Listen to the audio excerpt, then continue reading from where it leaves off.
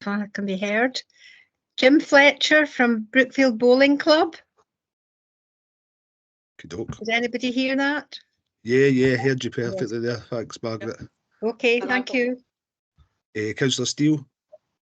Thanks, Convener. It's not an official apology, it's just by way of notice there's a community meeting in Speightstown this evening at 7 o'clock, so if we're still going about 10 to 7, I would have to take my leave at that point. Thank you. No problem. Thanks for letting us know. See a hand, is that Kerry? Sorry, you're muted there, Kerry.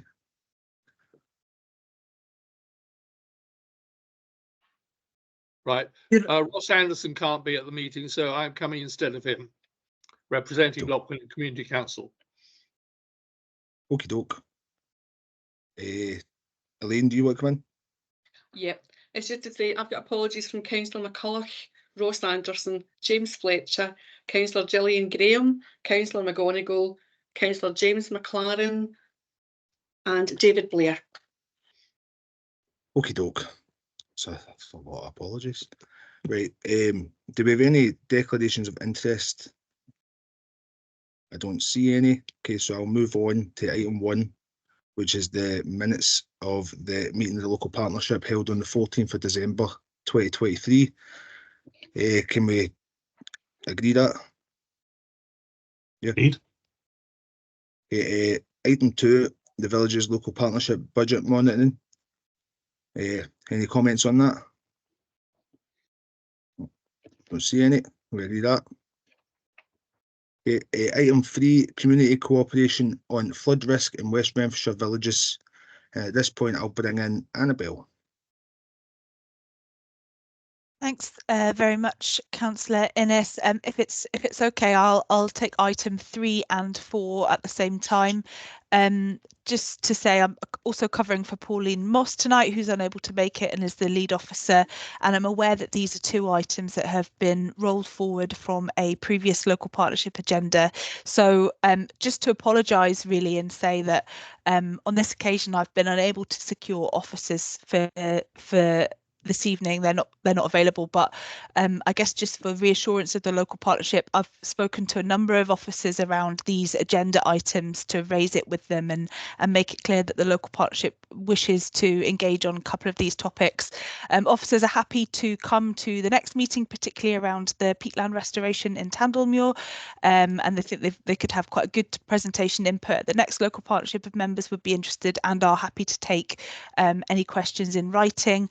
And I also had emailed Ross earlier in the week just to say that, recognising that this has been pushed from 2 agendas now, I'd be really keen to convene some of my colleagues and meet with Ross, or maybe Kerry, maybe yourself and whomever, around some of these topics in advance of that next meeting, so there's not too much of a wait. So really just my apologies that we've not been able to secure officers. It's certainly not through lack of trying, but they are really keen to engage, and I'm happy to do that in the interim if that just keeps things moving and keeps it on the agenda for the local partnership. So my apologies, but hopefully an acceptable way forward. Thanks, Annabelle. Okay, I've got Councillor Doig and then followed by Kerry McKendrick after that. Okay, thanks, Convener. I'd just like to ask Annabelle, I'd like to thank her for raising the points with her colleagues. Under item 5, Convener, we're going to talk more about the development of the LAPs and what they could do and what they could look at in terms of their wider function. And I actually think items 3 and 4 very much allude to this, because there are people in the LAP now, like Kerry and Ross, but there will be others in other community councils across our villages who are equally concerned about the risk of flooding in the villages over the next few years, according to the forecasts that have been made by SEPA. And I think maybe this is a way that the partnership could really work together in this, because I don't know if the council has really got the time to focus on this. I think a lot of local community councils, quite rightly, are very focused in their own area, but we need a body that's going to take a more holistic view about flooding and look at the problems everywhere for the villages. And I think We could talk more about this when we come to item 5, but I think we could be make a valuable contribution in that debate as a LAP, because I think we would be able to take an overview and look to the needs of the villages, whereas the community councils in their own hand are obviously very focused in their own areas. We would have more time, and I think knowledge, if we're backed up with the insight of officers, would have more time to look at this overall, because it does need to be looked at. I mean, it does affect certainly the two villages, Kilbarkin and Lochwinnock and my own ward, but it'll affect every village. It'll affect every village and right across. So I think we need to look at this quite seriously. Thanks. Thanks, Councillor Doig. No, I do agree with you, and I was going to kind of touch on that on item 5 myself, on this, I suppose, a village plan going forward for the LP. But I'll bring in Kerry just now. Thanks. We've actually replied already saying we will be delighted to meet Annabelle Armstrong, Walter, when she's available with any expert. If it would help, I did a reply to the SEPA consultation in October 21, which was the consultation SEPA put out for all the whole of Scotland. I did a proposal and did a summary of the report. If it would be any help, would Ms. Armstrong, Ms. Walter, like a copy of what we've sent? We had sent it to Sharon Marclove at the time, but I gather she's left the council. And I raised it with Neil Bibby at a meeting last week in Lochwinnock. He is one of our regional MSPs, saying this really needed to be tackled on a regional basis, not just a local basis. Yeah, thanks for that. As I say, I'm sure Annabelle, she's going to sort you out with that there. But sorry, Meg, do you want to come in? Yeah, I think it's a brilliant idea that we do it, and we, because we are looking at all the villages, that yes, we have an overview. My concern is, will they expect our budget to be used to solve it?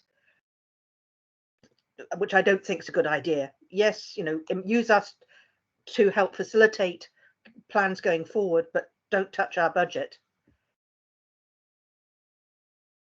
Can anybody answer that point for Annabelle? Can anybody answer that? Would it? I mean, it wouldn't come out of our budget, would it? No, convener, if I can come in, and I was just thinking as Meg asked that question. No, I don't think so. That would be completely down to, well, the lead board, I think, would be the Environment Board, but also it would be the councils acting right across the west of Scotland. There is a West of Scotland Flood Prevention Committee, and Councillor Gilmer remembers this as well, which kind of looks at these issues in the round. And no, it wouldn't come out of our budget as a LAP. No, absolutely not. I don't think so. Okay, is anybody else getting on items 3 and 4 there? Yes, convener, I would, as Councillor Doig had mentioned, I have previously served on the sort of West of Scotland Flood Prevention Committee, and I think that the funding would probably come from City Deal money and stuff like that.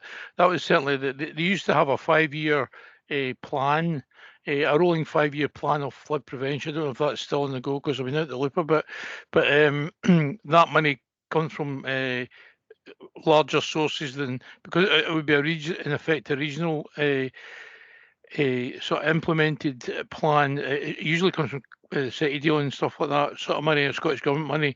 So it probably wouldn't come from our budget. Our budget would be too small, wouldn't touch it. So it would come from, I think our input as a group would be very useful, because we've got local knowledge, and then that would feed into the bigger picture of what's going on in the West of Scotland. The planning, you usually find it centralised. It was City Deal money at one time. I'd be actually, Annabella, just to say, I'd be interested in taking part in any conversations that are going on regarding local flooding, because I think the more knowledge you got, the better it is for everybody. So thanks very much, convener, for that. Thanks. You want to come in, Annabelle? I just wanted to quickly confirm that, on anything, if the local partnership decided that they wanted to work collectively around a topic, it wouldn't cause the redirection of those funds for kind of community grants and things. So please do be reassured about that. And I think also there's the possibility, as has been explored there, that if there are areas where you collectively want to work on, there might be the opportunity to lever funding into your local area from other funders. And I guess in my travels around Renfrewshire House talking around flooding, which have been quite extensive over the last few weeks, I was talking to Ros Smith, who's given a presentation around climate type work, and she had mentioned in conversation with me that she could actually think of a couple of avenues where there was funding available around climate adaptation work and other things. So I think it would be a really positive thing to explore what opportunities there might be to lever additional resources into the area, and that's exactly the sort of collective action that we'd love to support. So thank you. Smashing, thanks, Annabelle. Can I just ask, the question I asked, would Annabelle like a copy of what we as Loch Gwynedd Community Council sent to the council and responded to SEPA in their consultation? Do you want to see what we said or not?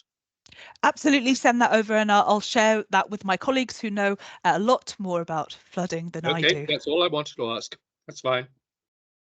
Thanks, Kerry. Thanks, Annabelle. Okay, I'm going to move on to item 5, which is the local partnerships review and the launch of the 2024 development programme. Does anybody have any questions? Councillor Gilmore. Thanks, Convener. Yeah, just a couple of things. It's great that the lap's evolving. That's always a good thing in any group. Just to take, sorry, I beg your pardon, members to page 16, and it would be the second bullet point up from the bottom of the page, and it's as we can imagine, it's around the meetings and the funding packages being dispersed, the grant packages. I just like to note, I'd be very worried that just due to the way that our local villages organise gala days and events, that by setting all the funding to go in May and June, we don't sort of exclude some groups that would be planning towards it and might not be in a position. I think for me, the earlier in the year they could get the money, the better for them. Because many of these groups, they plan and they start planning in October, and they're not ready to get groups to get attendance numbers. They're not really ready to execute any sort of spend until probably about around about the April, May, June time. So I just be a wee bit worried that we didn't lose groups because they couldn't get access to funding from the local area partnerships. I do know there are other funding streams, but many of them actually lean on the local area partnerships quite heavily. Thanks, Convener. Thanks. I think it's a valid point. Do you want to come in on that, Annabelle?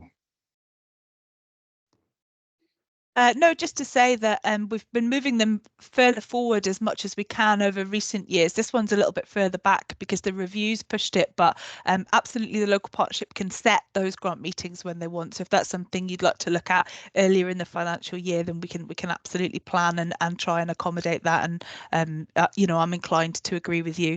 Where there have been situations around timing before, I know we have found workarounds for gala days and other things like that as well. So I guess just to say, if you are working with groups that are concerned about some of the timelines, do encourage them to reach out, and we will try and support them either through workarounds or other funding sources, as you mentioned, Councillor. Smashing. Councillor Doig. Yeah, just quickly to reinforce the point that's been made by Councillor Gilmer, and I thank Annabelle for her response there, because in our ward, Councillor Gilmer and I, we've got 3 villages and they all have their gala days in early June. So, a May June award meeting wouldn't really be far too late for them. And there will be, I'm sure there's other villages that have events in June. So as long as there's an element of flexibility built into that, that would be fine. But because what you don't want is officers community council officers getting stressed out, and council officers getting stressed out because deadlines are very tight, and we don't want to put that stress on officers, don't want to put that stress on CC office bearers. So I think as long as we've got a flexible approach to the award meeting, that's fine. Smashing. Thanks, Councillor Doig. Does anybody else have anything on the review? I just kind of wanted to add that I think that it's a really good thing. It's saying that we can actually, like, us developing a sort of plan, you know.